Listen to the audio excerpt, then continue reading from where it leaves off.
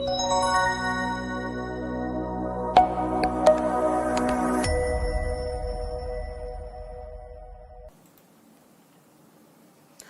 People, good morning, good afternoon, good evening to all of you. कैसे हैं सब लोग? होप सो आप सब लोग बहुत बढ़िया रहेंगे। मैं बता दूं, मैं भी बहुत अच्छा हूं। आज आपका स्वागत है। अपना रिवीजन लेक्चर नंबर 5 है, वो आज अपन पढ़ने वाले हैं। 4 रिवीजन लेक्चर ऑलरेडी हो चुके हैं और होप सो आप सब लोगों ने देख लिए होंगे। तो आज हम कुछ मिसलेनियस टॉपिक है वो इस रिवीजन लेक्चर में कवर करेंगे। सबसे पहले हम स्टार्ट करते हैं पार्टनरशिप फर्म से। तो सर क्वेश्चन ये आता है, सर पार्टनरशिप फर्म और एलएलपी क्या इनकम टैक्स में अलग अलग है? Answer is no. In income tax मैं बता दूं, पार्टनरशिप फर्म और एलएलपी दोनों सेम है। तो इनकम टैक्स में जहां पे भी पार्टनरशिप फर्म का नाम आता है, इसका मतलब यहां पे एलएलपी भी साथ में आ जाएगी। लेकिन एक चीज समझना, जो सेक्शन 44 एडी अपन ने पढ़ी थी अंडर पीजीबीपी, वो 44 एडी पार्टनरशिप फर्म को मिलता है, बट वो एलएलपी को नहीं मिलता है। तो एक सिर्फ इतना सा फर्क है जो आपको मैं पीजीबीपी में मैंने पढ़ाया था। तो चलो अब क्वेश्चन ये आता है, सर पार्टनरशिप फर्म पे टैक्स कौन सी रेट से लगता है? तो पार्टनरशिप फर्म पे टैक्स रेट इज 30%। 30% फ्लैट 30% की रेट से टैक्स लगेगा। लेकिन पार्टनरशिप फर्म का टोटल इनकम है, अगर वो 1 करोड़ से ज्यादा है, पार्टनरशिप फर्म का टोटल इनकम 1 करोड़ से ज्यादा है, तो सरचार्ज लगेगा 12% की रेट से, और हेल्थ एंड एजुकेशन सेस है वो आपको 4% की रेट से लगेगा। अब एक और चीज समझना, पार्टनरशिप फर्म से जो भी शेयर इन प्रॉफिट मिलता है वो पार्टनर के हाथ में पूरा एग्जेम्प्ट हो जाएगा, बिकॉज शेयर इन प्रॉफिट पे ऑलरेडी पार्टनरशिप फर्म टैक्स भर देती है। तो पार्टनर के हाथ में वो शेयर इन प्रॉफिट पूरा क्या हो जाएगा? एग्जेम्प्ट हो जाएगा। लेकिन जो भी इंटरेस्ट रेम्यूनरेशन पार्टनरशिप फर्म से पार्टनर को मिलता है, वो इंटरेस्ट रेम्यूनरेशन पार्टनर के हाथ में टैक्सेबल होता है अंडर द हेड पीजीबीपी। क्या सर इंटरेस्ट भी टैक्सेबल होता है under the head PGBP? Answer is yes. So interest remuneration from partnership firm is taxable under the head PGBP in hands of the partner. लेकिन कितना taxable होगा? जितना partnership firm को allow होता है। तो जितना पार्टनरशिप फर्म को अलाउ होता है, उतना का उतना पार्टनर के हाथ में क्या हो जाता है? टैक्सेबल हो जाता है। अब एक और चीज समझना, सेक्शन 40B पढ़ते हैं, जो सबसे इंटरेस्टिंग सेक्शन है। वो ये बोलती है कि पार्टनरशिप फर्म जो पार्टनर को रेम्यूनरेशन या इंटरेस्ट देते हैं, तो वो कब अलाउ होता है, कब डिसअलाउड होता है? तो यहां पे बेटा 5 कंडीशन। पहली कंडीशन यह है कि रेम्यूनरेशन अगर वर्किंग पार्टनर को दिया तो ही अलाउ है। अगर रेम्यूनरेशन किसी स्लीपिंग पार्टनर को दिया तो अलाउ नहीं होगा। मिस मैंने क्या बोला? Remuneration is allowed only if it is paid to the working partner. अगर स्लीपिंग पार्टनर को दिया तो अलाउ नहीं होगा। लेकिन इंटरेस्ट है वो आप स्लीपिंग पार्टनर को दे सकते हो। तो interest is allowed even if it is paid to the sleeping partner और working partner, but remuneration is allowed only if it is paid to the working partner. अब एक और चीज समझना, रेम्यूनरेशन इंटरेस्ट तभी अलाउ होगा when it is authorised by the partnership deed. Partnership deed से authorise होना चाहिए, पार्टनरशिप डीड में लिखा हुआ होना चाहिए। पार्टनरशिप डीड में या तो रेम्यूनरेशन के लिए अमाउंट लिखा होना चाहिए, या फिर मैनर लिखा होना चाहिए, और इंटरेस्ट के लिए या तो रेट लिखी हुई होनी चाहिए, या उसका मैनर है वो लिखा हुआ होना चाहिए। So if it is authorised by partnership deed तभी अलाउ होता है, अदरवाइज रेम्यूनरेशन इंटरेस्ट है वो पार्टनरशिप फर्म को अलाउ नहीं होगा। एक और चीज समझना, पार्टनरशिप डीड में जो रेम्यूनरेशन इंटरेस्ट प्रोवाइड होता है वो प्रोस्पेक्टिवली है तो तो अलाउ होगा। इफ इट इज रेट्रोस्पेक्टिवली तो अलाउ नहीं होगा। तो remuneration interest is allowed if it is provided prospectively. If it is retrospectively तो उस केस में अलाउ नहीं होगा। अब आप बोलोगे सर ये प्रोस्पेक्टिवली रेट्रोस्पेक्टिवली क्या होता है? जैसे आई कैन टेक एग्जांपल कि अपना एक पार्टनरशिप फर्म है जो 1 अप्रैल से चल रहा था। अब उसमें अपन ने क्या किया, पार्टनरशिप डीड में कोई भी रेम्यूनरेशन इंटरेस्ट का जिक्र नहीं है। आज हम क्या करते हैं, रेम्यूनरेशन इंटरेस्ट प्रोवाइड करते हैं और हम बोलते हैं कि 1 अप्रैल से रेम्यूनरेशन इंटरेस्ट है वो अलाउ होना चाहिए। क्या ये सही है? Answer is no. आज अगर आप पार्टनरशिप डीड को अमेंड कर रहे हो तो आज के बाद जो रेम्यूनरेशन इंटरेस्ट आप पे करोगे वो अलाउ हो जाएगा, लेकिन रेट्रोस्पेक्टिवली है वो अलाउ नहीं होता। 4th कंडीशन ये बोलती है कि इंटरेस्ट जो मिलता है पार्टनर को, पार्टनर कैपिटल पे या पार्टनर लोन पे, maximum 12% per annum simple interest की रेट से अलाउ होगा। Means whatever interest to the partner on the partner's capital या पार्टनर्स लोन, मैक्सिमम अलाउ कितना होगा? 12% पर एनम है, उससे अलाउ होगा, और वो भी सिंपल इंटरेस्ट की रेट से। अब एक और चीज समझना, यहां पे आपको रेम्यूनरेशन कितना अलाउ होगा? तो रेम्यूनरेशन पार्टनर को जो भी देंगे वो कितना अलाउ होगा? That depends on the book profit. आपको बुक प्रॉफिट कैलकुलेट करना पड़ेगा और बुक प्रॉफिट बेसिस पे अलाउ हो जाएगा। बुक प्रॉफिट कैसे कैलकुलेट करते हैं? ध्यान रखना, बुक प्रॉफिट मींस पीजीबीपी का income just before the remuneration. Remuneration less करने से पहले पीजीबीपी का आपका इनकम कितना है, that is called your book profit. और बुक प्रॉफिट का पहले आप ले लो 90%, मींस 3 लाख तक का जो बुक प्रॉफिट रहेगा ना, वो 3 लाख तक के बुक प्रॉफिट पे 90% और 1,50,000 whichever is higher, and जो भी बैलेंस बुक प्रॉफिट बचेगा उस पे 60%। तो मैंने क्या बोला, सबसे पहले 3 लाख तक का बुक प्रॉफिट को अलग कर दो, और 3 लाख तक के बुक प्रॉफिट पे 90% और 1,50,000 whichever is higher, and जो भी बैलेंस बुक प्रॉफिट रहेगा उस पे 60%। और ये जो तुमको लिमिट आएगी that is called allowable remuneration. अब एक चीज समझना, जो भी तुम्हारा अलाउबल रेम्यूनरेशन है और जितना आपने एक्चुअल रेम्यूनरेशन दिया है, विच एवर इज लोअर है वो आपको अलाउ हो जाएगा। अब एक और चीज समझना, यहां पे आप एक चीज ध्यान रखना कि अगर मान लो बुक प्रॉफिट की जगह बुक लॉस आ जाता है तो भी क्या कुछ रेम्यूनरेशन अलाउ होगा? Answer is yes. अगर बुक लॉस हो जाता है तो भी आपको 1,50,000 का रेम्यूनरेशन है वो पार्टनरशिप फर्म को अलाउ हो जाएगा। अब एक और चीज समझना यहां पे, सर बुक प्रॉफिट का मतलब क्या होता है? मैंने आपको बताया बुक प्रॉफिट का मतलब क्या होता है कि आप पीजीबीपी का इनकम निकाल दो just before the remuneration. Remuneration less करने से पहले जो भी पीजीबीपी का इनकम होता है that is the book profit. लेकिन एक चीज ध्यान रखना आप लोग, यहां बुक प्रॉफिट निकालते टाइम अगर तुम्हारा कोई भी अनएब्सॉर्ब डेप्रिसिएशन है तो वो भी लेस होगा। मींस करंट ईयर का डेप्रिसिएशन तो ऑब्वियसली आप लेस करोगे, लेकिन तुम्हारा कोई भी अनएब्सॉर्ब डेप्रिसिएशन है, जो ब्रॉट फॉरवर्ड अनएब्सॉर्ब डेप्रिसिएशन है, वो भी लेस होगा while calculating the book profit. और जो भी बुक प्रॉफिट आएगा उस बुक प्रॉफिट पे आपको रेम्यूनरेशन कितना अलाउ होगा? अप टू 3 लाख तक का 90% और 150 विच एवर इज हायर, और जो बैलेंस बचेगा उस पे आपको 60%। अब एक और चीज समझना, बड़ा इंटरेस्टिंग पार्ट, ये पॉइंट सिर्फ इंटरेस्ट के लिए है। और ये पॉइंट क्या बोलता है कि अगर कोई भी पार्टनर है वो किसी पार्टनरशिप फर्म में पार्टनर है इंडिविजुअल कैपेसिटी पे, कोई पर्सन है वो किसी पार्टनरशिप फर्म में पार्टनर है इंडिविजुअल कैपेसिटी पे, और उसको अगर कोई भी इंटरेस्ट रिप्रेजेंटेटिव कैपेसिटी पे मिल रहा है तो उस पे बेटा 40B का लिमिट नहीं लगेगा। मींस 12% से ज्यादा इंटरेस्ट है तो भी पार्टनरशिप फर्म को अलाउ हो जाएगा। एंड दूसरा पॉइंट क्या बोलता है कि अगर कोई भी पर्सन है वो पार्टनरशिप फर्म में पार्टनर है ऑन द रिप्रेजेंटेटिव कैपेसिटी, अगर रिप्रेजेंटेटिव कैपेसिटी पे पार्टनर है और उसको अगर इंडिविजुअल कैपेसिटी पे कोई इंटरेस्ट मिलता है तो उस पे 40B का लिमिट है वो नहीं लगेगा। तो मैंने आपको क्या बोला, all people just pay attention, मेरी तरफ देखो। अगर कोई पर्सन है वो किसी पार्टनरशिप फर्म में पार्टनर है, वो इंडिविजुअल कैपेसिटी पे है, और अगर इंडिविजुअल कैपेसिटी पे इंटरेस्ट मिल रहा है या रिप्रेजेंटेटिव कैपेसिटी पे पार्टनर और रिप्रेजेंटेटिव कैपेसिटी पे इंटरेस्ट मिल रहा है तो 40B का लिमिट लगेगा, मैक्सिमम इंटरेस्ट 12% अलाउ होगा। लेकिन अगर कोई पार्टनर है वो पार्टनरशिप फर्म में पार्टनर है इंडिविजुअल कैपेसिटी पे और इंटरेस्ट रिप्रेजेंटेटिव कैपेसिटी पे मिल रहा है, या अगर वो रिप्रेजेंटेटिव कैपेसिटी पे पार्टनर है और इंटरेस्ट अगर इंडिविजुअल कैपेसिटी पे मिल रहा है तो उस पे 40B का लिमिट नहीं लगेगा। मींस 12% से ज्यादा इंटरेस्ट है तो भी अलाउ हो जाएगा, बट वो इंटरेस्ट है वो तुम्हारा रीजनेबल होना चाहिए। लेकिन एक चीज समझना, ये पर्टिकुलर जो चीज मैंने आपको बताई ये सिर्फ एंड सिर्फ इंटरेस्ट के केस में लगता है। रेम्यूनरेशन अगर आपको मिलता है, भले आप रिप्रेजेंटेटिव कैपेसिटी पे पार्टनर हो या इंडिविजुअल कैपेसिटी पे पार्टनर हो, यहां पे रेम्यूनरेशन पे 40B का लिमिट है वो लिमिट लगेगा ही।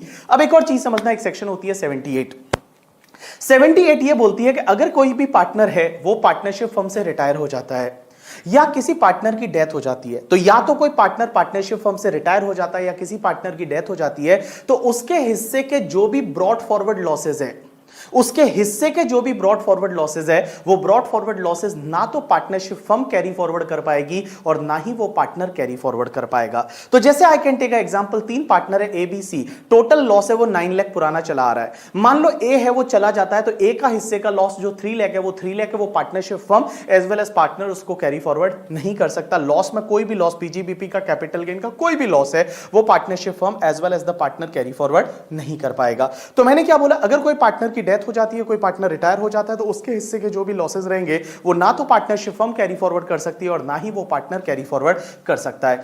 अब एक और चीज समझना, यहां पे ये जो सेक्शन है ना, ये सिर्फ लॉसेस के केस में लगती है। अगर यहां पे अनएब्सॉर्ब डेप्रिसिएशन है तो अनएब्सॉर्ब डेप्रिसिएशन को पार्टनरशिप फर्म है वो कैरी फॉरवर्ड कर सकती है, कोई दिक्कत नहीं है। उसके बाद में एक चीज समझना, सेक्शन होती है 184 ये बोलती है that is the assessment of the firm. Question ये आता है कि फर्म को फर्म कब माना जाएगा।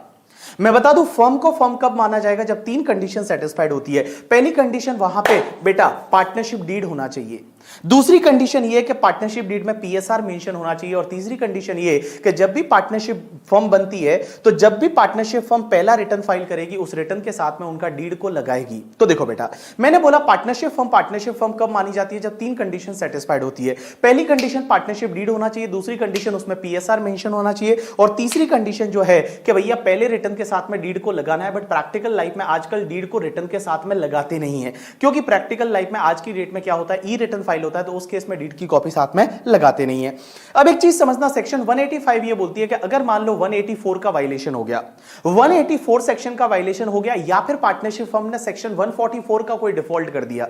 144 कौन सा, तुम्हारा असेसमेंट में बैड जजमेंट असेसमेंट वाला, तो 144 का कोई डिफॉल्ट कर दिया या 184 का वायलेशन हो गया, तो सेक्शन 185 ये बोलती है कि पार्टनरशिप फर्म जो भी पार्टनर को रेम्यूनरेशन इंटरेस्ट देती है वो अलाउ नहीं होगा, 1 रुपया भी पार्टनरशिप फर्म को अलाउ नहीं होगा। और जब पार्टनरशिप फर्म को अलाउ नहीं हो रहा है तो obviously it is not going to be taxable in hands of the partner, वो पार्टनर के हाथ में टैक्सेबल भी नहीं होगा। तो जब पार्टनरशिप फर्म को अलाउ नहीं हो रहा है तो वो पार्टनर के हाथ में टैक्सेबल भी नहीं होगा। उसके बाद एक सेक्शन होती है 187 बोलती है change in constitution of partnership firm. ये सेक्शन ये बोलती है कि अगर मान लो किसी भी साल कोई पार्टनर है वो रिटायर हो जाता है या कोई पार्टनर एडमिट होता है, लेकिन एटलीस्ट एक पुराना पार्टनर कंटिन्यू करता है, that is called change in constitution of firm. या तो कोई पार्टनर रिटायर हो जाता है या कोई पार्टनर एडमिट करता है, लेकिन एटलीस्ट पुराना एक पार्टनर कंटिन्यू करता है, that is called change in constitution of firm. या फिर ऑल पार्टनर कंटिन्यू करते हैं लेकिन उनका पीएसआर चेंज हो जाता है, ऑल पार्टनर कंटिन्यू करते हैं लेकिन उनका पीएसआर चेंज हो जाता है, that is also called change in constitution of firm. अब एक चीज समझना, एक सेक्शन होती है 188, that is called succession of firm. Succession of firm क्या होता है कि अगर जो चेंज इन कॉन्स्टिट्यूशन नहीं है वो तुम्हारा सक्सेशन माना जाएगा। जैसे एबीसी पार्टनर थे और यहां पे आपका डीईएफ हो गया, that is called succession. But अगर मान लो एबीसी थे, उसमें से ए चला गया और बीसीडी हो गया, तो वो तुम्हारा change in constitution of firm है। अब एक चीज समझना, सक्सेशन और चेंज इन कॉन्स्टिट्यूशन में फर्क क्या रहेगा कि अगर change in constitution of partnership firm है तो उस ईयर में उस पार्टनरशिप फर्म का एक ही रिटर्न जाएगा, लेकिन अगर सक्सेशन ऑफ पार्टनरशिप फर्म है तो उस केस में उस ईयर में पार्टनरशिप फर्म के दो रिटर्न जाएंगे। एक तो प्रीडिसेसर पार्टनरशिप फर्म अपना रिटर्न फाइल करेगी और एक सक्सेसर पार्टनरशिप फर्म है वो अपना रिटर्न फाइल करेगी। उसके बाद में एक सेक्शन होती है 188A। 188A is a joint and several liability of the partner. अब एक चीज समझना, जिस ईयर में कोई भी पर्सन पार्टनर था किसी पार्टनरशिप फर्म में, even for the one day, then also उस ईयर की जो भी पार्टनरशिप फर्म की लायबिलिटी आएगी उसके लिए वो partner jointly and severally liable है। जैसे आई कैन टेक एग्जांपल कि मान लो अमर अकबर एंथनी तीन पार्टनर थे, उन्होंने बीबी सर को इस साल पार्टनर बना दिया और वो 10 साल से पार्टनर थे। वो 10 साल से पार्टनर थे, AB like Amar Akbar and Anthony, और बीबी सर को इस साल पार्टनर बना दिया।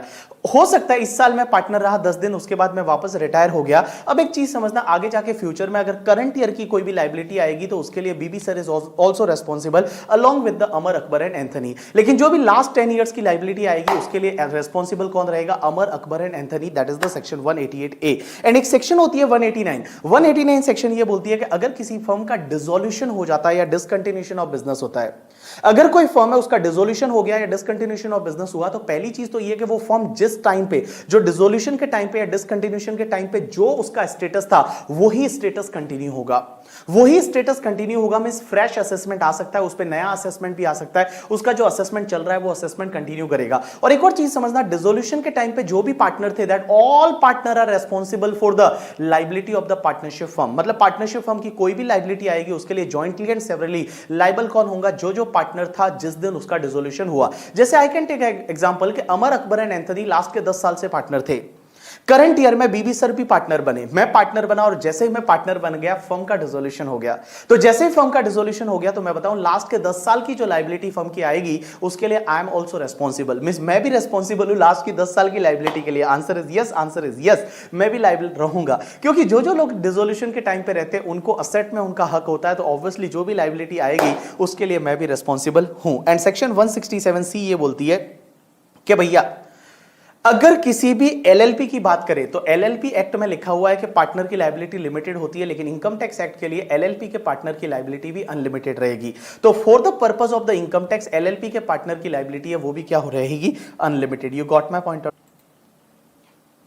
नेक्स्ट टॉपिक पे चलते हैं, that is the taxation of AOP BOI. अब एक चीज समझना, एओपीबीवाई है वो अपने मेंबर को जो भी रेम्यूनरेशन इंटरेस्ट देता है वो पूरा डिसअलाउड हो जाएगा। मींस एओपीबीवाई ने अपने मेंबर को रेम्यूनरेशन इंटरेस्ट दिया वो पूरा डिसअलाउड हो जाएगा due to the section 40BA। वहां पार्टनरशिप फर्म में तो अपने क्या पढ़ा था कि पार्टनर जो है, पार्टनर को रेम्यूनरेशन इंटरेस्ट पार्टनरशिप फर्म देती है, वो पार्टनरशिप फर्म को अलाउ होता है और वो लिमिट्स वगैरह दे रखी थी। लेकिन गाइस यहां पे एक चीज ध्यान रखना, एओपीबीवाई ने अपने मेंबर को जो भी रेम्यूनरेशन इंटरेस्ट दिया वो पूरा डिसअलाउड करना है।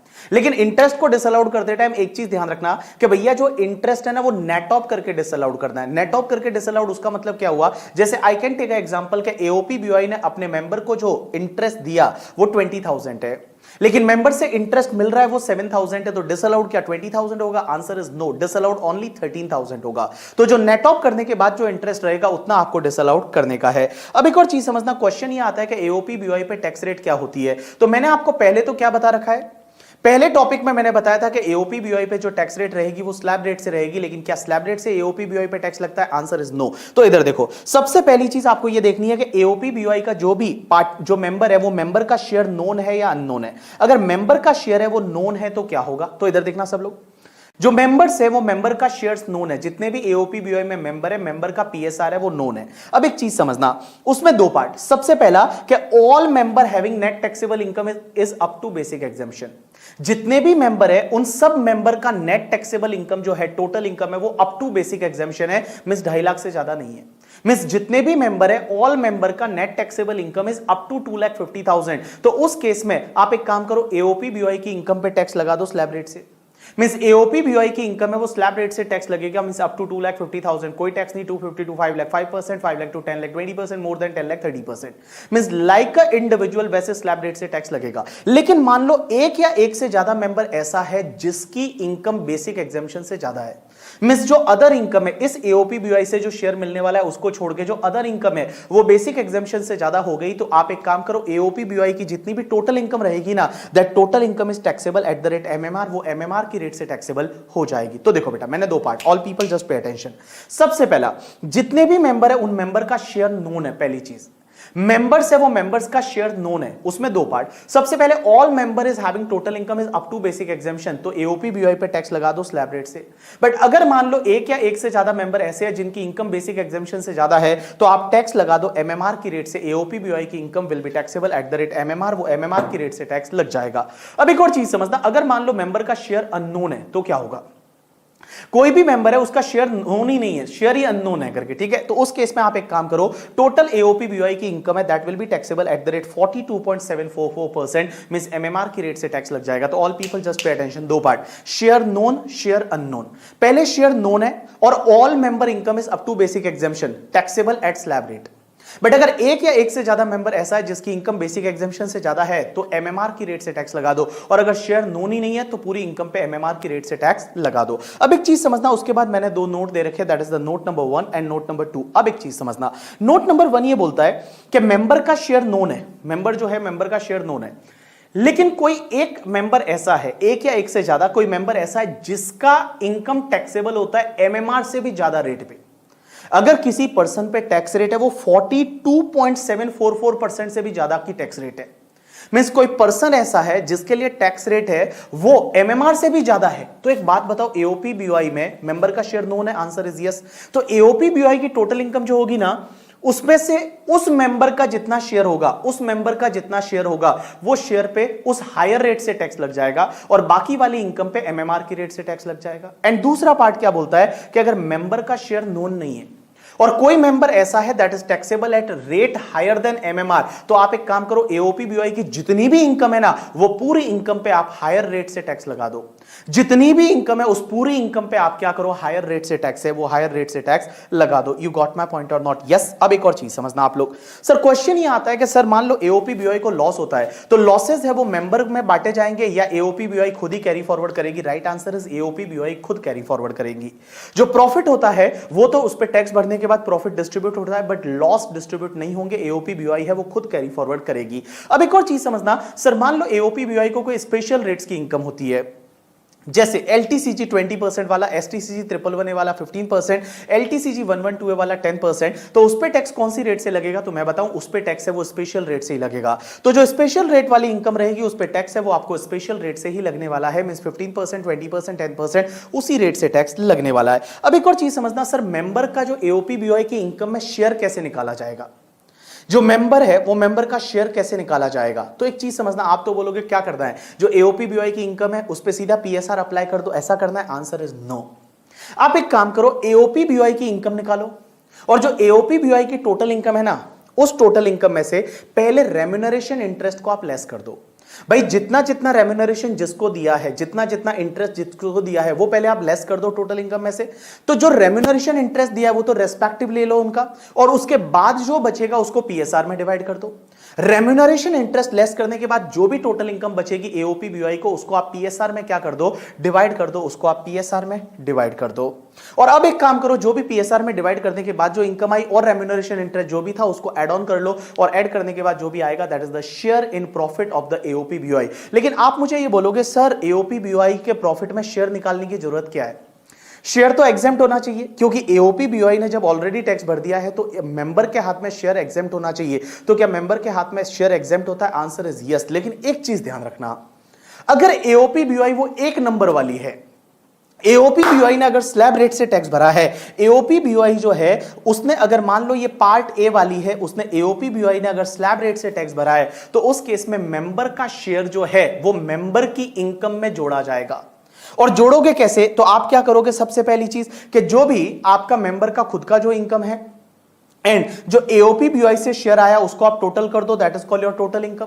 उस पे आप टैक्स निकाल दो, tax including surcharge health and education cess, और उसके बाद में आपको क्या होगा, रिबेट मिलेगी कि एओपी बीओआई ने ऑलरेडी उस इनकम पे टैक्स भरा है और आपके हाथ में वापस वो इनकम टैक्सेबल हो रही है, तो यहां पे आपको रिबेट मिलेगी सेक्शन 86 में। रिबेट कैसे मिलेगी कि जो भी टैक्स लायबिलिटी उस मेंबर की आएगी multiply by share from AOP BOI और डिवाइड बाय टोटल इनकम, इस प्रोपोर्शनेट रेट से आपको यहां रिबेट मिल जाएगी और जो बचेगा उतना टैक्स मेंबर को पे करना पड़ेगा।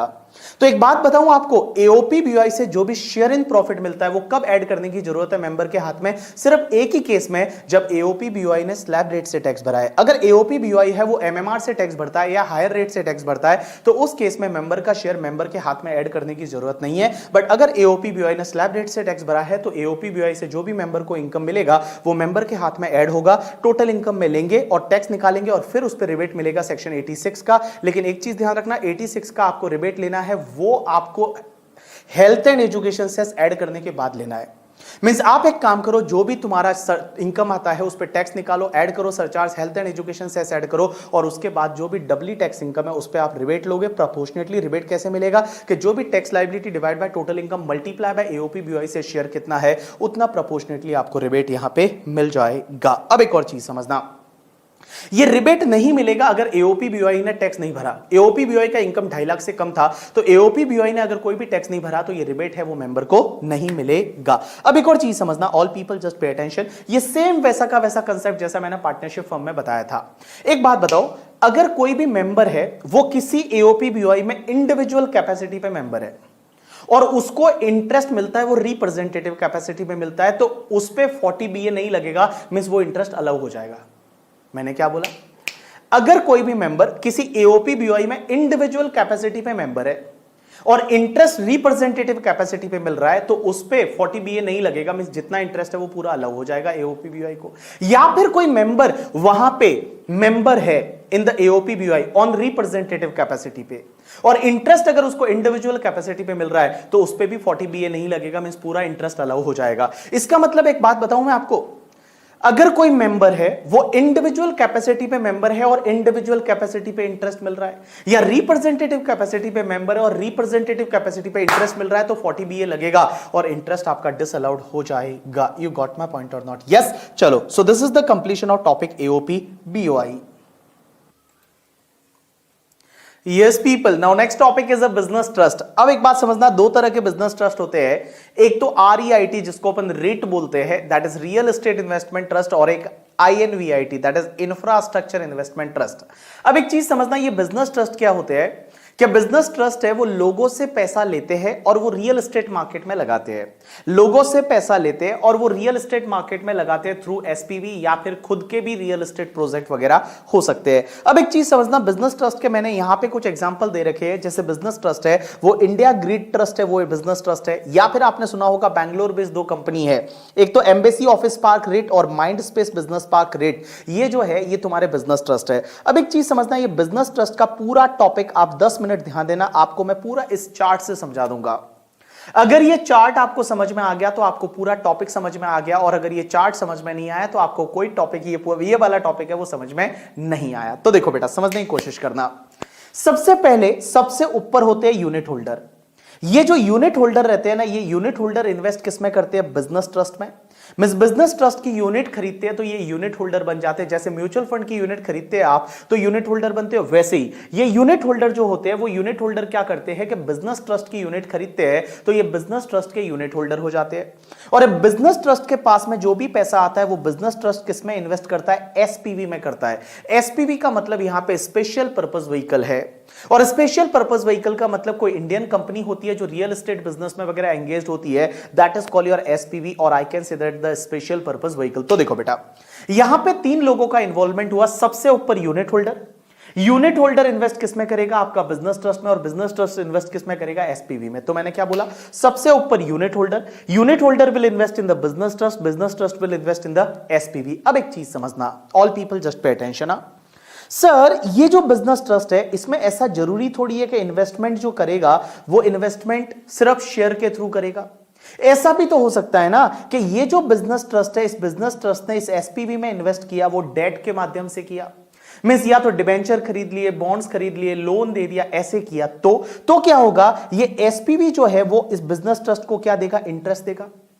भैया अगर इस बिजनेस ट्रस्ट ने एसपीवी में जो इन्वेस्ट किया वो डेट के थ्रू किया, मींस डिबेंचर खरीदे, बॉन्ड्स खरीदे, लोन दिया, तो उस केस में ये एसपीवी बिजनेस ट्रस्ट को क्या देगा? इंटरेस्ट देगा। समझने की कोशिश करना, क्या देगा? क्या देगा? इंटरेस्ट देगा।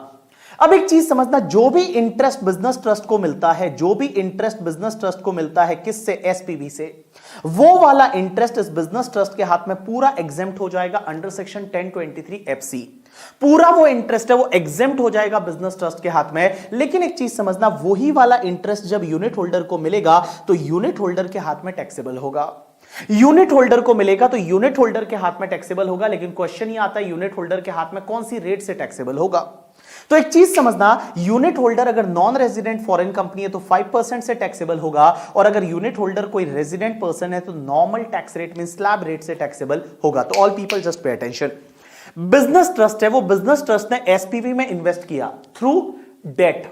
तो एक बात बताओ, एसपीवी क्या करेगा? बिजनेस ट्रस्ट को क्या देगा? इंटरेस्ट देगा। और एसपीवी जब बिजनेस ट्रस्ट को इंटरेस्ट दे रहा है तो बिजनेस ट्रस्ट के हाथ में वो इंटरेस्ट पूरा एग्जेम्प्ट है due to section 1023 FC, but that interest will be taxable in hands of the unit holder. तो मैं बताऊं, यहां पे पास थ्रू स्टेटस मिलेगा, इसको बोला जाता है पास थ्रू स्टेटस। और ये पास थ्रू स्टेटस का मतलब क्या होता है कि business trust as it is income को पास ऑन कर रहा है, उसके हाथ में कोई टैक्स इंप्लीकेशन नहीं है। टैक्स इंप्लीकेशन यूनिट होल्डर के हाथ में, यूनिट होल्डर के हाथ में टैक्सेबल होगा। वो इंटरेस्ट है वो यूनिट होल्डर के हाथ में टैक्सेबल होगा। अगर नॉन रेजिडेंट या फॉरेन कंपनी यूनिट होल्डर है तो 5% की रेट से, और अदर यूनिट होल्डर है तो नॉर्मल टैक्स रेट से टैक्सेबल होगा। अब एक चीज समझना, सर जब ये एसपीवी ने इंटरेस्ट दिया बिजनेस ट्रस्ट को तो उसके हाथ में एग्जेम्प्ट था, तो टीडीएस काटने की जरूरत है? Answer is no, no need to deduct TDS. अब एक चीज समझना, जब बिजनेस ट्रस्ट ने यहां यूनिट होल्डर को दिया टैक्सेबल है तो क्या टीडीएस काटना पड़ेगा? आंसर इज यस, 194 एलबीए में टीडीएस कटेगा। और ये 194 एलबीए में टीडीएस कौन सी रेट से कटेगा? Unit holder non resident foreign company है तो 5% की रेट से, और अदर है तो 10% की रेट से। नॉन रेजिडेंट फॉरेन कंपनी है तो 5% की रेट से, और अदर है तो 10% की रेट से टीडीएस है, वो टीडीएस कट जाएगा। अब एक और चीज समझना, सर ऐसा जरूरी थोड़ी है कि बिजनेस ट्रस्ट जो इन्वेस्ट करेगा एसपीवी में वो सिर्फ डेट के थ्रू करेगा। ऐसा भी तो हो सकता है इक्विटी में इन्वेस्ट किया, मींस यहां एसपीवी के शेयर खरीदे। अब एक बात बताओ, एसपीवी के शेयर खरीदे तो ऑब्वियसली ये एसपीवी जो है वो बिजनेस ट्रस्ट को क्या देगा? डिविडेंड देगा। एसपीवी जो है वो एसपीवी बिजनेस ट्रस्ट को क्या देगा? डिविडेंड देगा। एक बात बताऊं, ये डिविडेंड भी एग्जेम्प्ट है इन hands of the business trust. ये जो डिविडेंड है, ये डिविडेंड है, ये डिविडेंड भी एग्जेम्प्ट हो जाएगा in hands of the business trust under section 1023 FC. लेकिन एक चीज समझना, ये जो डिविडेंड है ये यूनिट होल्डर के हाथ में क्या होगा? तो आपको यूनिट होल्डर के हाथ में, ये पास थ्रू स्टेटस है, यूनिट होल्डर के हाथ में टैक्सेबल होगा। लेकिन एक चीज समझना, यूनिट होल्डर के हाथ में टैक्सेबल तभी होगा जब एसपीवी ने सेक्शन 115BAA लिया है। 115BAA मींस वो 22% वाली टैक्स रेट वाला सेक्शन। तो जो 115BAA अगर एसपीवी ने लिया है तो उस केस में ये डिविडेंड है, ये यूनिट होल्डर के हाथ में टैक्सेबल हो जाएगा। और कौन सी रेट से टैक्सेबल होगा? अगर नॉन रेजिडेंट फॉरेन कंपनी है तो आप देखो 10% की रेट से, और अदर है तो नॉर्मल टैक्स रेट की रेट से। तो मैंने क्या बोला, समझने की कोशिश करना। अगर डिविडेंड मिलता है वो डिविडेंड बिजनेस ट्रस्ट के हाथ में एग्जेम्प्ट हो जाएगा अंडर सेक्शन 1023 एफसी, बट वो डिविडेंड जो है वो यूनिट होल्डर के हाथ में टैक्सेबल होगा। बट वो टैक्सेबल तभी होगा जब एसपीवी ने टैक्स भरा था 115BAA में। अगर 115BAA मींस कंसेशनल रेट से टैक्स भरा एसपीवी में तो उस केस में वो डिविडेंड है वो टैक्सेबल होगा किसके हाथ में? टैक्सेबल होगा यूनिट होल्डर के हाथ में। कौन सी रेट से? नॉन रेजिडेंट फॉरेन कंपनी है तो 10%, अदर है तो नॉर्मल टैक्स रेट से। नॉन रेजिडेंट फॉरेन कंपनी है तो 10%, अदर है तो नॉर्मल टैक्स रेट की रेट से। लेकिन एक चीज समझना, सर जब आप बोल रहे हो कि जो डिविडेंड है वो बिजनेस ट्रस्ट के हाथ में तो पूरा एग्जेम्प्ट है, तो क्या यहां एसपीवी टीडीएस काटेगी? आंसर इज नो, एसपीवी को टीडीएस काटने की जरूरत नहीं है। लेकिन मुझे एक बात बताओ, अगर ये जो बिजनेस ट्रस्ट है इसने जब डिविडेंड यूनिट होल्डर को दिया और यूनिट होल्डर के हाथ में अगर वो टैक्सेबल हो रहा है, क्योंकि एसपीवी ने 115BAA लिया था, तो यूनिट होल्डर के हाथ में वो टैक्सेबल हो रहा है, तो टीडीएस कटेगा। Answer is yes. कौन सी सेक्शन में कटेगा? 194 में कटेगा। अगर नॉन रेजिडेंट फॉरेन कंपनी को दिया तो भी 10% की रेट से टीडीएस कटेगा, और अगर रेजिडेंट को दिया तो भी 10% की रेट से टीडीएस कटेगा। लेकिन एक चीज समझना, ये डिविडेंड जो है ये यूनिट होल्डर के हाथ में टैक्सेबल तभी होता है जब एसपीवी ने 115BAA में टैक्स भरा है। अगर एसपीवी ने नॉर्मल टैक्स रेट से टैक्स भरा है, जो एसपीवी है, एसपीवी ने नॉर्मल टैक्स रेट से टैक्स भरा है, तो उस केस में वो डिविडेंड बिजनेस ट्रस्ट के हाथ में भी एग्जेम्प्ट है और यूनिट होल्डर के हाथ में भी एग्जेम्प्ट हो जाएगा अंडर सेक्शन 1023FD। तो देखो बेटा, मैंने आपको अभी तक दो इनकम के बारे में बताया। मेरी तरफ देखो, मेरी तरफ देखो, मेरी तरफ देखो। देखो, सबसे ऊपर unit holder. Unit holder will invest in the business trust will invest in the SPV. SPV से इंटरेस्ट मिला, वो बिजनेस ट्रस्ट के हाथ में एग्जेम्प्ट है, यूनिट होल्डर के हाथ में टैक्सेबल है। कौन सी रेट से? 5% नॉर्मल टैक्स रेट से। टीडीएस कटेगा 5%, 10% से। अब एक चीज समझना, डिविडेंड मिला किसको? बिजनेस ट्रस्ट को, एसपीवी से। एसपीवी से बिजनेस ट्रस्ट को अगर डिविडेंड मिला तो आपको यह देखना है कि एसपीवी जो है उसने जब बिजनेस ट्रस्ट को डिविडेंड दिया तो डिविडेंड बिजनेस ट्रस्ट के हाथ में एग्जेम्प्ट है ड्यू टू सेक्शन 1023FC। लेकिन वो वाला डिविडेंड यूनिट होल्डर के हाथ में टैक्सेबल तभी होगा जब एसपीवी ने 115BAA लिया है। एसपीवी ने 115BAA में टैक्स भरा है, तो उस केस में वो डिविडेंड है वो यूनिट होल्डर के हाथ में टैक्सेबल होगा। नॉन रेजिडेंट फॉरेन कंपनी है तो 10% की रेट से, और अदर है तो नॉर्मल टैक्स रेट की रेट से। लेकिन अगर मान लो एसपीवी ने नॉर्मल टैक्स रेट से टैक्स भरा है, 115BAA नहीं लिया, तो उस केस में डिविडेंड एग्जेम्प्ट हो जाएगा in hands of the business trust as well as the SPV. दोनों के हाथ में वो क्या हो जाएगा? Sorry, in hands of the business trust as well as the unit holder, दोनों के हाथ में वो एग्जेम्प्ट हो जाएगा। You got my point or not? Yes. अब एक और चीज समझना, next part is related to the rate. मैं जो भी पढ़ा रहा हूं वो सिर्फ अभी रेट के बारे में बात करूंगा next 2 minute. All people just pay attention कि जो भी तुम्हारा रेट है, रेट का मतलब होता है रियल एस्टेट इन्वेस्टमेंट ट्रस्ट। ये ऐसे इन्वेस्टमेंट ट्रस्ट होते हैं जो खुद के मॉल बनाते हैं, खुद के शॉपिंग कॉम्प्लेक्सेस बनाते हैं, खुद के कमर्शियल कॉम्प्लेक्सेस बनाते हैं। That is called writ, real estate investment trust. So guys, real estate investment trust जो है उसका जो भी ओन प्रॉपर्टी है, ओन रियल एस्टेट असेट है, किसकी? रिट की। रिट की जो ओन रियल एस्टेट असेट है उस पे अगर कोई भी इनकम मिलता है, मींस रेंटल इनकम मिलता है, जैसे मान लो रेट का खुद का मॉल है, रेट का खुद का शॉपिंग कॉम्प्लेक्स है, और उस पे जो रेंटल इनकम मिलता है ना, वो रेंटल इनकम एग्जेम्प्ट है under section 1023FCA, but that rental income will be taxable in hands of the unit holder. Unit holder के हाथ में टैक्सेबल होगा, लेकिन कौन सी रेट से टैक्सेबल होगा? तो मैं बताऊं, यहां पे रेट क्या रहेगी? Normal tax rate. तो क्या टीडीएस काटना पड़ेगा? Answer is yes. 194LBA में टीडीएस कटेगा रेंटल इनकम पे जब बिजनेस ट्रस्ट यूनिट होल्डर को देगा। सर टीडीएस है वो कौन सी रेट से कटेगा? तो नॉन रेजिडेंट फॉरेन कंपनी है तो rate in force. Rate in force मतलब जो आगे वाले के लिए टैक्स रेट है उस रेट से टीडीएस काट लो। लेकिन अगर वो रेजिडेंट है तो उस केस में 10% की रेट से टीडीएस काटना पड़ेगा। तो देखो बेटा, मैंने क्या बोला, जो भी रेट होता है रियल एस्टेट इन्वेस्टमेंट ट्रस्ट, उनका जो भी रेंटल इनकम आता है on the own property, own property पे रेंटल इनकम आया, वो रेट के हाथ में पूरा एग्जेम्प्ट है due to section 1023FCA, but it will be taxable in hands of unit holder at normal tax rate. और यहां पे बिजनेस ट्रस्ट यूनिट होल्डर का टीडीएस काटेगा रेट इन फोर्स या 10% की रेट से। अब एक चीज समझना, ये 3 इनकम को छोड़ के जो मैंने 3 इनकम बताई, एक तो इंटरेस्ट फ्रॉम एसपीवी, दूसरा डिविडेंड फ्रॉम एसपीवी, और तीसरा rental income of the rate on the real estate own asset पे। इन 3 इनकम को छोड़ के बाकी कोई भी इनकम होती है बिजनेस ट्रस्ट की, तो उसके बिजनेस ट्रस्ट के हाथ में टैक्सेबल होगी। तो बिजनेस ट्रस्ट की कोई भी अदर इनकम होती है, अगर वो LTCG 112 वाला है तो 20% से टैक्सेबल होगा।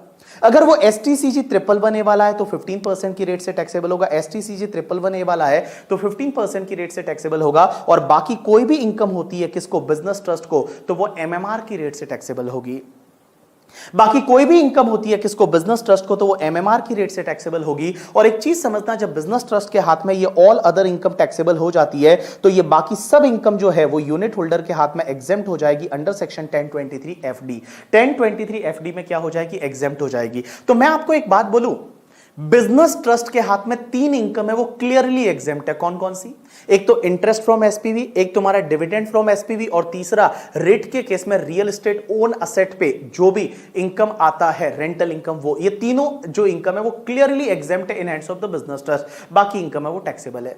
और एक बात बताऊं मैं, यूनिट होल्डर के हाथ में 3 इनकम ही टैक्सेबल है। कौन कौन सी?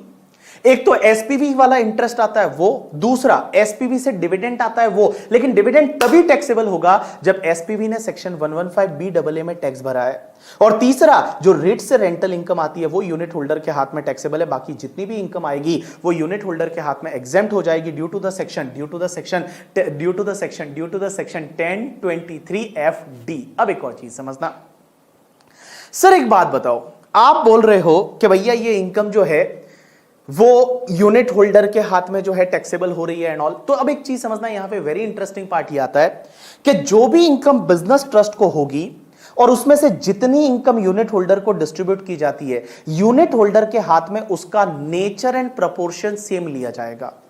यूनिट होल्डर के हाथ में वो इनकम का नेचर एंड प्रपोर्शन सेम लिया जाएगा। नेचर, पहली तो चीज वही नेचर की इनकम होगी यूनिट होल्डर के हाथ में, और उसका प्रपोर्शन भी सेम होगा। यहां प्रपोर्शन सेम होने का मतलब क्या होता है, जैसे I can take a example कि जो भी बिजनेस ट्रस्ट है, उस बिजनेस ट्रस्ट को फॉर एन एग्जांपल इस साल में 100 करोड़ का इनकम हुआ, और 100 करोड़ में से मान लो 20 करोड़ का एसपीवी से इंटरेस्ट है और 80 करोड़ का अदर इनकम है। 100 करोड़ में से 20 करोड़ एसपीवी से इंटरेस्ट है, 80 करोड़ का अदर इनकम है। अब एक बात समझना, इस साल क्या हुआ, उस बिजनेस ट्रस्ट ने यूनिट होल्डर को सिर्फ 50 करोड़ डिस्ट्रीब्यूट किया। तो मैं बताऊं, जो 50 करोड़ डिस्ट्रीब्यूट किया उसमें से ये बोलूं मैं कि 10 करोड़ का इंटरेस्ट है एंड 40 करोड़ का अदर इनकम है। 10 करोड़ का इंटरेस्ट एंड 40 करोड़ का other interest means nature and proportion same लिया जाएगा। अब इसका मतलब मैं ये बोलूं कि भैया 10 करोड़ जो होगा वो इंटरेस्ट टैक्सेबल होगा और 40 करोड़ की जो अदर इनकम यूनिट होल्डर के हाथ में एग्जेम्प्ट होगी। अब एक बात बताओ, अगर मैं एक यूनिट होल्डर हूं, मैं एक सिंगल यूनिट होल्डर हूं, मुझे इस साल 10,000 का इनकम मिला, तो मैं बोलूं आउट ऑफ 10,000 मेरे हाथ में 10,000 में से मेरे हाथ में 20,000 इंटरेस्ट माना जाएगा और 80,000 अदर 10,000 में से 2,000 इंटरेस्ट माना जाएगा एंड 8,000 अदर इनकम मानी जाएगी। और in simple word I can say that 2,000 मेरे हाथ में टैक्सेबल हो जाएगा और 8,000 है वो मेरे हाथ में एग्जेम्प्ट हो जाएगा। जो 2,000 है वो मेरे हाथ में टैक्सेबल होगा और बाकी वाला 8,000 है वो मेरे हाथ में एग्जेम्प्ट हो जाएगा। You got my point or not? अरे बोलो समझा कि नहीं समझा? समझा। अब एक और चीज समझना, all people just pay attention. इधर देखो बेटा, तो ये सब चीजें मैंने आपको पढ़ा दी है, जो मैंने आपको बताया यहां पे आप समझ लेना एक बार। अब एक और चीज समझना, जो यूनिट होल्डर है वो यूनिट होल्डर अगर बिजनेस ट्रस्ट की यूनिट को बेचता है तो उस केस में क्या होगा। तो यूनिट होल्डर ने अगर यूनिट बेची किसकी, बिजनेस ट्रस्ट की, तो दो चीजें, short term capital gain, long term capital gain depends करेगा पीरियड ऑफ होल्डिंग पे, और पीरियड ऑफ होल्डिंग 36 मंथ का देखा जाएगा।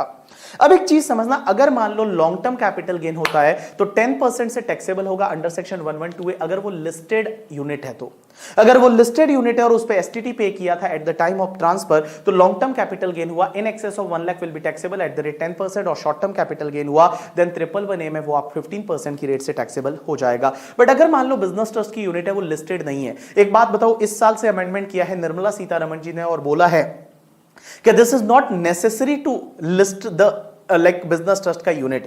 पहले क्या था, बिजनेस ट्रस्ट का यूनिट है वो लिस्टेड ही होना चाहिए था, बट अब लिस्टेड वाला कंडीशन हटा दिया गया है। तो अगर मान लो बिजनेस ट्रस्ट का यूनिट लिस्टेड नहीं है तो भी चलेगा, अगर अनलिस्टेड यूनिट है तो भी चलेगा। तो अनलिस्टेड यूनिट है अगर लॉन्ग टर्म कैपिटल गेन होता है 20% से टैक्सेबल होगा और शॉर्ट टर्म कैपिटल गेन हुआ तो आपका नॉर्मल टैक्स रेट से टैक्सेबल हो जाएगा। You got my point or not? Yes. अब एक और चीज समझना आप लोग, यहां पे एक कंसेप्ट आता है that is called sponsor. Sponsor क्या होता है, जो बिजनेस ट्रस्ट को स्पॉन्सर करता है।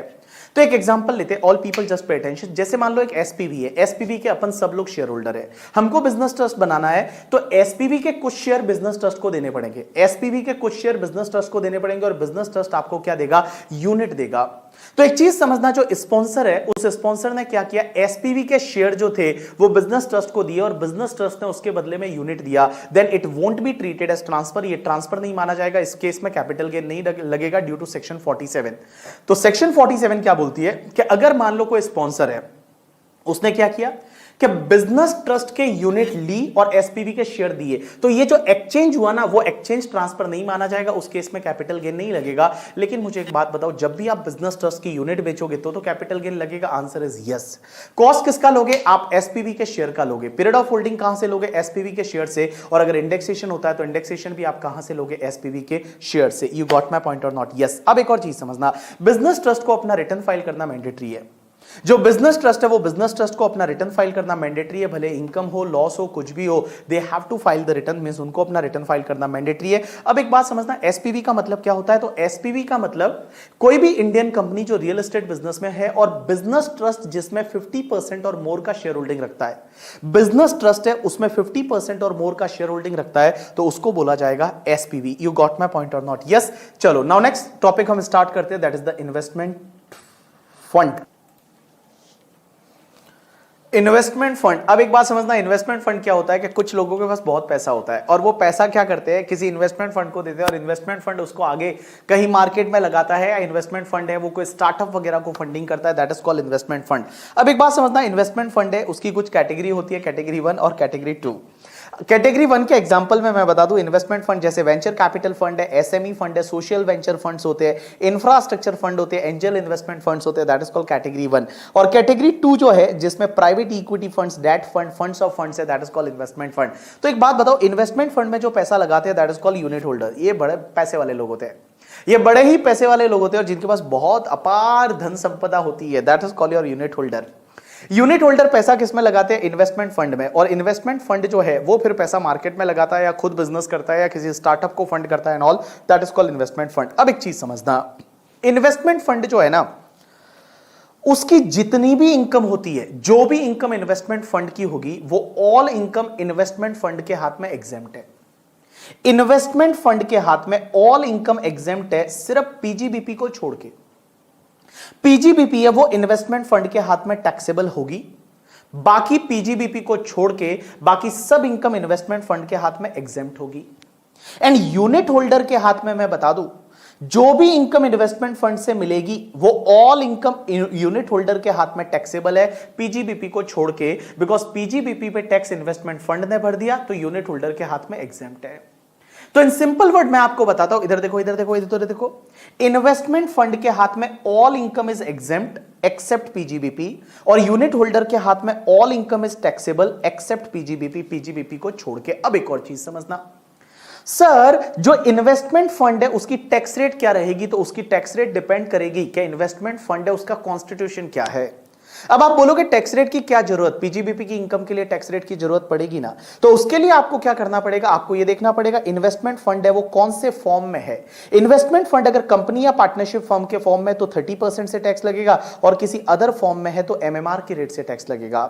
तो इन्वेस्टमेंट फंड है वो इन्वेस्टमेंट फंड अगर मान लो कंपनी पार्टनरशिप फर्म के फॉर्म में तो 30% और अदर फॉर्म में है तो एमएमआर की रेट से टैक्स लगेगा। अब एक और चीज समझना, इधर देखो, इधर देखो, इधर देखो, सर जब इन्वेस्टमेंट फंड जब यूनिट होल्डर को इनकम देगा तो यूनिट होल्डर के हाथ में ऑल इनकम टैक्सेबल है, ऑल इनकम टैक्सेबल है पीजीबीपी को छोड़ के, तो क्या इन्वेस्टमेंट फंड को टीडीएस काटना पड़ेगा? आंसर इज यस, टीडीएस काटना पड़ेगा। कौन सी सेक्शन में टीडीएस कटेगा? 194 LBB करके सेक्शन। और सर कौन सी रेट से कटेगा? तो उस पर डिपेंड करेगा कि भैया सबसे पहली चीज वो तुम्हारा यूनिट होल्डर है कौन। यूनिट होल्डर अगर नॉन रेजिडेंट फॉरेन कंपनी है तो रेट इन फोर्स से टीडीएस कटेगा, मींस जो भी नॉन रेजिडेंट फॉरेन कंपनी के लिए टैक्स रेट एप्लीकेबल है उस रेट से टीडीएस कटेगा। बट अगर नॉन रेजिडेंट फॉरेन कंपनी को छोड़ के कोई रेजिडेंट यूनिट होल्डर है तो 10% की रेट से टीडीएस कटेगा, because all income is going to be taxable in hands of the all income is going to be taxable in hands of the unit holder except PGBP. TDS कटेगा, non resident foreign company है तो rate in force, और अगर other है तो 10% की rate से TDS कटेगा। अब एक और चीज समझना, बड़ी इंटरेस्टिंग पार्ट, कि जो भी इन्वेस्टमेंट फंड को इस साल में इनकम होती है यूनिट होल्डर के हाथ में उसका नेचर एंड प्रपोर्शन सेम लिया जाएगा। मींस जो नेचर एंड प्रपोर्शन की इनकम इन्वेस्टमेंट फंड के हाथ में है वो सेम नेचर एंड प्रपोर्शन है वो यूनिट होल्डर के हाथ में लिया जाएगा, वो सेम नेचर एंड प्रपोर्शन है वो यूनिट होल्डर के हाथ में लिया जाएगा। लेकिन यहां पे एक बड़ी इंटरेस्टिंग चीज आती है, इधर देखना, अगर इन्वेस्टमेंट फंड को इस साल में मान लो 100 करोड़ का इनकम हुआ और इन्वेस्टमेंट फंड ने यूनिट होल्डर को ओनली 70 करोड़ का इनकम ही डिस्ट्रीब्यूट किया। इनकम कितना हुआ था इन्वेस्टमेंट फंड को? 100 करोड़ का, उसमें से ओनली 70 करोड़ है वो यहां पे यूनिट होल्डर को डिस्ट्रीब्यूट किया, तो भी यूनिट होल्डर के हाथ में पूरा 100 करोड़ टैक्सेबल होगा। मींस जितना इनकम इन्वेस्टमेंट फंड को इस साल होता है on the last day that is the 31 मार्च, ये मान लिया जाएगा कि सब इनकम यूनिट होल्डर को क्रेडिट कर दिया है और यूनिट होल्डर के हाथ में पूरा 100 करोड़ है वो टैक्सेबल होगा पीजीबीपी को छोड़ के ऑब्वियसली।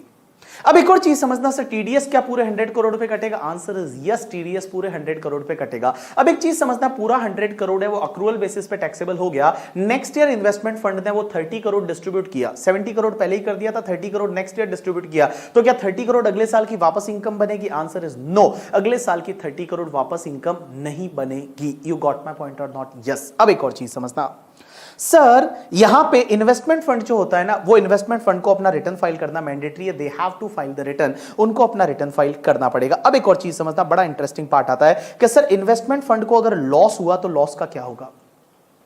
इन्वेस्टमेंट फंड को लॉस हुआ, प्रॉफिट जो होता है, प्रॉफिट में पीजीबीपी का प्रॉफिट पे इन्वेस्टमेंट फंड टैक्स भरता है, अदर प्रॉफिट पे यूनिट होल्डर टैक्स भरता है। लेकिन लॉसेस है, वो लॉसेस भी क्या यूनिट होल्डर को बांटे जाएंगे? पहले नहीं बांटे जाते थे, लेकिन लास्ट ईयर से, दैट इज प्रीवियस ईयर 1920 से, प्रीवियस ईयर 1920 से उन्होंने अमेंडमेंट किया और उन्होंने बोला कि यस, जो लॉसेस है पीजीबीपी को छोड़ के, बिकॉज पीजीबीपी का इनकम इन्वेस्टमेंट फंड के हाथ में टैक्सेबल है, तो लॉसेस भी इन्वेस्टमेंट फंड है वो खुद ही कैरी फॉरवर्ड सेट ऑफ करेगा। बट पीजीबीपी को छोड़ के जो भी लॉसेस होते हैं इन्वेस्टमेंट फंड के, वो यूनिट होल्डर को डिस्ट्रीब्यूट किए जाएंगे। उस यूनिट होल्डर को डिस्ट्रीब्यूट करेंगे जिसने 12 मंथ तक यूनिट होल्ड किया है या हेल्ड किया है। तो मैंने क्या बोला, अब अगर इन्वेस्टमेंट फंड का कोई भी लॉस होता है तो पीजीबीपी का लॉस हुआ। देखो एक और चीज समझना, पहले लॉसेस को सेट ऑफ करेगा इन्वेस्टमेंट फंड। जैसे मान लो पीजीबीपी का लॉस है और उसके सामने कैपिटल गेन है तो उसको सेट ऑफ करेगा, ठीक है। या मान लो आईएफओएस का इनकम है और पीजीबीपी का लॉस है तो उसको सेट ऑफ करेगा, या आईएफओएस का लॉस है कैपिटल गेन है तो उसको सेट ऑफ करेगा, आईएफओएस का लॉस है पीजीबीपी का इनकम है उसको सेट ऑफ करेगा। तो पहले सेट ऑफ तो इन्वेस्टमेंट फंड ही करेगा, और सेट ऑफ करने के बाद अगर कोई लॉस बचा, वो लॉस अगर पीजीबीपी का है तो इन्वेस्टमेंट फंड खुद ही उसको कैरी फॉरवर्ड करेगा। लेकिन अगर वो अदर लॉस है तो वो यूनिट होल्डर के हाथ में बांट दिया जाएगा, यूनिट होल्डर को डिस्ट्रीब्यूट किया जाएगा, और उस यूनिट होल्डर को डिस्ट्रीब्यूट किया जाएगा जिसने 12 मंथ तक यूनिट है वो हेल्ड की है, 12 मंथ तक उसने यूनिट रखी है, उसको वो डिस्ट्रीब्यूट किया जाएगा। You got my point or not? Yes. अब एक और चीज समझना, लेकिन sir what about the losses as on 31st March 2019? Because होता क्या था, प्रीवियस ईयर 18-19 से पहले, प्रीवियस ईयर 18-19 एंड उससे पहले क्या होता था कि जो भी लॉसेस होते थे वो इन्वेस्टमेंट फंड खुद ही कैरी फॉरवर्ड करता था, यूनिट होल्डर को नहीं बांटा जाता था। तो उन्होंने लास्ट ईयर अमेंडमेंट किया कि जो भी एक्यूमुलेटेड लॉसेस पड़े हैं पीजीबीपी को छोड़ के in hands of the investment fund on 31st March 2019, that will be distributed to the unit holder holding unit as on 31st March 2019। तो जिसके पास 31st March 2019 को यूनिट होगी, उस यूनिट होल्डर को वो लॉसेस है वो बांट दिया जाएगा। तो देखो क्या लिखा हुआ है, losses of investment fund set of करने के बाद पीजीबीपी का लॉस है या अदर हेड का लॉस है। पीजीबीपी का लॉस है carry forward and set off by investment fund only, लेकिन अदर हेड का लॉस है, आपको देखना पड़ेगा एक्यूमुलेटेड लॉसेस जो 31st March 2019 के थे, distributed to unit holder holding unit as on 31st March 2019 and can be carry forward and set off by unit holder for the remaining period. मतलब जितने पीरियड तक इन्वेस्टमेंट फंड ने किया वो investment fund ने किया, उसके बाद का रिमेनिंग पीरियड है वो यूनिट होल्डर को मिल जाएगा। लेकिन अगर मान लो करंट ईयर का जो लॉस है तो distribute to unit holder can be carry forward and set off by unit holder if unit hold by the unit holder for 12 month or more. You got my point or not? Yes. Now next topic is the securitisation trust. अब एक चीज समझना, securitisation trust क्या होता है वो आपने already law में पढ़ा हुआ है, सरफेसी करके, सरफेसी और सरफासी जो आप बोलते हो, that is called securitisation trust. अब एक चीज समझना, सिक्योरिटाइजेशन ट्रस्ट होता है और उसके इन्वेस्टर होते हैं जो इन्वेस्ट करते हैं सिक्योरिटाइजेशन ट्रस्ट में, और सिक्योरिटाइजेशन ट्रस्ट की जो इनकम है वो इन्वेस्टर को मिलती है। अब एक चीज समझना, सिक्योरिटाइजेशन ट्रस्ट को जो भी सिक्योरिटाइजेशन एक्टिविटी से इनकम होती है that is totally exempt. Securitization trust को सिक्योरिटाइजेशन एक्टिविटी से जो भी इनकम होती है that is totally exempt, but that income will be taxable in hands of the unit holder. Investor के हाथ में वो टैक्सेबल हो जाएगा। लेकिन क्वेश्चन यहां पे ये आता है कि सर इन्वेस्टर के हाथ में टैक्सेबल होगा? Answer is yes. तो सिक्योरिटाइजेशन ट्रस्ट जब भी इन्वेस्टर को ये इनकम देगा तो सिक्योरिटाइजेशन ट्रस्ट को टीडीएस काटना पड़ेगा? Answer is yes. कौन सी सेक्शन में टीडीएस काटेंगे? 194 LBC में। 194 LBC सेक्शन है उसमें टीडीएस कटेगा। टीडीएस कौन सी रेट से कटेगा तो आपको देखना पड़ेगा कि जो इन्वेस्टर है वो कौन है। अगर वो इन्वेस्टर है वो रेजिडेंट इंडिविजुअल एचयूए पे इन्वेस्टर है, वो अगर रेजिडेंट इंडिविजुअल एचयूए पे तो 25% से टीडीएस काटो। अगर वो अदर रेजिडेंट पर्सन है तो 30% से टीडीएस काटो, और अगर नॉन रेजिडेंट फॉरेन कंपनी है तो उस केस में रेट इन फोर्स से टीडीएस काटो। तो आपको क्या देखना है कि भैया इन्वेस्टर है वो कौन है। इन्वेस्टर अगर मान लो रेजिडेंट इंडिविजुअल एचयूए पे 25% की रेट से, अगर मान लो अदर रेजिडेंट पर्सन है तो 30% की रेट से, नॉन रेजिडेंट फॉरेन कंपनी है तो बेटा रेट इन फोर्स की रेट से टीडीएस काटो। अब एक और चीज समझना है यहां पे कि जो भी सिक्योरिटाइजेशन ट्रस्ट को इनकम होती है, इन्वेस्टर के हाथ में वो इनकम है, उसका नेचर एंड प्रोपोर्शन सेम लिया जाएगा। इन्वेस्टर के हाथ में नेचर एंड प्रपोर्शन सेम लिया जाएगा, अगर लॉस है तो लॉस भी लिया जाएगा, गेन है तो गेन भी लिया जाएगा, मींस नेचर एंड प्रपोर्शन है वो इन्वेस्टर के हाथ में सेम लिया जाएगा। अब एक और चीज समझना, सिक्योरिटाइजेशन ट्रस्ट को मान लो 100 करोड़ का इनकम हुआ और out of that only 70 crore is distributed to unit holder. Unit holder के हाथ में क्या 70 करोड़ ही टैक्सेबल होगा? ना, यूनिट होल्डर के हाथ में पूरा 100 करोड़ टैक्सेबल हो जाएगा। यूनिट होल्डर है वो यूनिट होल्डर के हाथ में पूरा 100 करोड़ टैक्सेबल हो जाएगा। टीडीएस है वो टीडीएस भी पूरे 100 करोड़ पे काटना पड़ेगा। You got my point or not? Yes. अब एक और चीज समझना, यहां पे सिक्योरिटाइजेशन ट्रस्ट का मीनिंग क्या होता है? तो सिक्योरिटाइजेशन ट्रस्ट का मतलब अगर कोई एसपीवी है जो कि SEBI offer listing of securitization debt instrument regulation 2008 में काम करता है, या फिर एसपीवी ऐसा वाला जो guidelines of the securitization of standard asset issued by RBI उसमें काम करता है, या trust setup by the securitization company और रिकंस्ट्रक्शन कंपनी जो सरफासी एक्ट 2002 या फिर आरबीआई डायरेक्शन और गाइडलाइंस के हिसाब से अगर आपने सेटअप किया है तो उसको अपन सिक्योरिटाइजेशन ट्रस्ट बोलेंगे। अब एक और चीज समझना, यहां पे मैंने एक कॉमन नोट दे रखा है तीनों टॉपिक के लिए कि जो भी तुम्हारा बिजनेस ट्रस्ट है, investment fund and securitisation trust है, ये तीनों लोग क्या करेंगे? अपने यूनिट होल्डर को अपनी इनकम के नेचर के बारे में और प्रपोर्शन के बारे में हर साल जैसे ही प्रीवियस ईयर कंप्लीट हो जाएगा, असेसमेंट ईयर में 30 जून तक एक स्टेटमेंट फाइल करेंगे और उस स्टेटमेंट में सब इनकम का डिटेल दे रखा होगा। तो मैंने क्या बोला कि जो भी तुम्हारा बिजनेस ट्रस्ट है, investment fund and securitisation trust है, business trust, investment fund and securitisation trust है, वो क्या करेंगे कि जो भी उनको इनकम हुई उस इनकम का नेचर एंड प्रपोर्शन का डिटेल है वो अपने यूनिट होल्डर को देंगे। कब तक? आपका 30 जून तक, जैसे ही प्रीवियस ईयर कंप्लीट हुआ 30 जून तक यूनिट होल्डर को देंगे, जिससे कि यूनिट होल्डर को पता चल सके और उसके अकॉर्डिंग वो अपना रिटर्न फाइल कर सके। और इनकम टैक्स डिपार्टमेंट को भी देना पड़ेगा till 30 November of the assessment year. तो जैसे ही प्रीवियस ईयर कंप्लीट हुआ नवंबर 30 नवंबर ऑफ असेसमेंट ईयर तक इनकम टैक्स डिपार्टमेंट को सीआईटी पीसीआईटी को स्टेटमेंट सबमिट करेंगे। लेकिन एक अमेंडमेंट ये है कि बेटा जो भी तुम्हारा इन्वेस्टमेंट फंड है वो इन्वेस्टमेंट फंड को यहां पे देना पड़ेगा अप टू 15 जून तक इनकम टैक्स डिपार्टमेंट को। मैं सीआईटी पीसीआईटी को कब तक देते हैं? बाकी सबको देना है 30 नवंबर तक, लेकिन अगर मान लो इन्वेस्टमेंट फंड है तो उसको 15 जून तक है वो सीआईटी पीसीआईटी को स्टेटमेंट है वो सबमिट करना पड़ेगा। You got my point or not? Yes. So this is the completion of your topic call business trust, investment fund and securitisation trust, AOP, BOI and partnership firm. अपन ने 5 topic है वो आज complete किए। अब एक और चीज समझना, इसके अगला जो रिवीजन लेक्चर होगा जो ट्रस्ट से रिलेटेड होगा, taxation of the charitable religious trust as well as the तुम्हारा एक्रिएटेड इनकम, उससे रिलेटेड वो टॉपिक होगा। अब एक और चीज समझ बता दूं मैं आपको कि वो लेक्चर मैंने ऑलरेडी जो पुराना रिवीजन लेक्चर था उसमें कोई अमेंडमेंट नहीं है, तो मैं एज इट इज आपको रीअपलोड करने वाला हूं, तो आपको एज इट इज वो रीअपलोड होगा। और एक और चीज समझना, उसके बाद का रिवीजन लेक्चर है जो मैट, एएमटी और एसईजेड से रहेगा, वो भी मैं एज इट इज रीअपलोड करने वाला हूं। तो आपको एक चीज ध्यान रखनी है, एक चीज ध्यान रखनी है कि जब भी आप रिवीजन लेक्चर देखते हो, कौन सा वाला? टैक्सेशन ऑफ द ट्रस्ट वाला।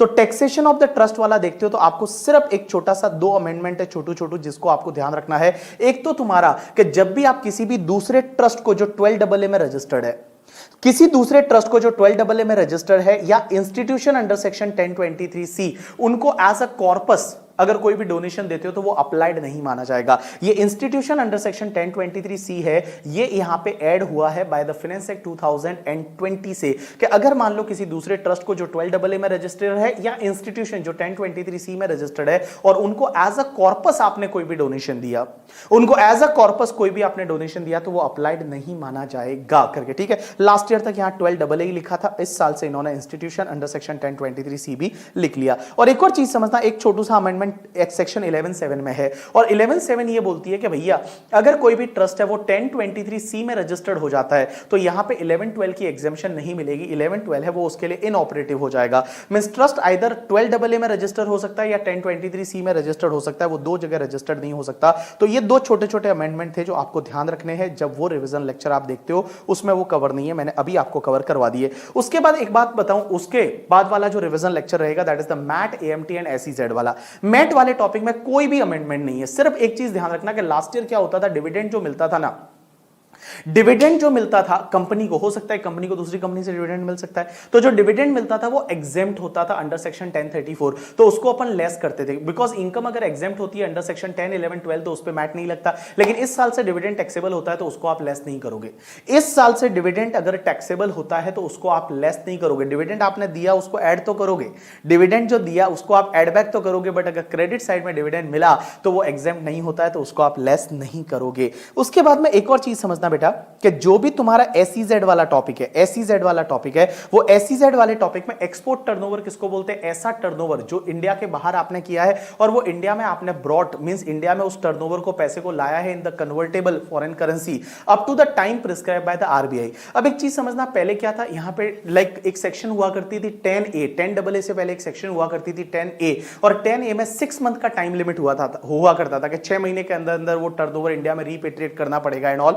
तो बट 10AA में ऐसा कोई टाइम लिमिट नहीं है। आपको सिर्फ इतना ध्यान रखना है कि भैया जो वो पैसा इंडिया में लाना है एक्सपोर्ट टर्नओवर का, वो पैसा आपको इंडिया में लाना है with in the time limit permitted by the RBI। तो ये दो चीजों का आपको ध्यान रखना है जब अगले 2 रिवीजन लेक्चर आप देखोगे। दोनों रिवीजन लेक्चर में और कोई भी अमेंडमेंट नहीं है, तो एज इट इज जो लास्ट ईयर मैंने रिकॉर्ड किए थे वो मैं वापस आपके लिए री अपलोड करने वाला हूं करके, ठीक है। चलो, so thanks a lot people. और बाकी आपकी पढ़ाई जो है वो पढ़ाई ऑब्वियसली अच्छी चल रही होंगी, आप लोग पढ़ रहे होंगे, और मैं बता दूं अभी आपके लिए काफी कम टाइम बचा है।